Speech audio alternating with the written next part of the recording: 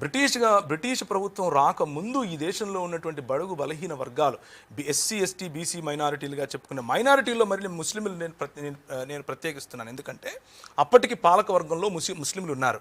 లేని వాళ్ళు ఎవరు అని అంటే బీసీలు, లేని వాళ్ళు ఎవరు అని అంటే ఎస్సీలు, లేని వాళ్ళు ఎవరు అంటే ఎస్టీలు.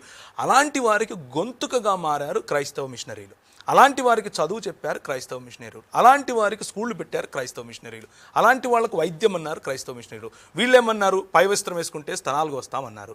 వీళ్ళేమన్నారు, మీరు చదివితే మేము మీ నాలుకలకు వస్తామన్నారు. బ్రెస్ట్ ట్యాక్స్ ఉండేదండి. వీళ్ళే రజాకారులను పెట్టి ఒకరు హింసిస్తే ఇంకొకడేమో పిలక పెట్టుకొని హింసించాడు. మొత్తానికి హింసించబడింది ఎవరు? మేమేగా. మాకు వాయిస్ అయినారు ఎవరు? బ్రిటిష్ వాళ్ళందరూ కాదు, వాళ్ళలో ఉన్నటువంటి క్రైస్తవ భావజాలం తెలిసినటువంటి వాళ్ళు. అలాంటి వాళ్ళు వెనుక నిలబడ్డారు కాబట్టే ఫూలే గారి భార్య సతీమణి గారికి వారు చదువు చెప్పారు. ఫూలే గారు నిలబడ్డానికి కారణం బ్రిటిష్ మిషనరీలు కాదా?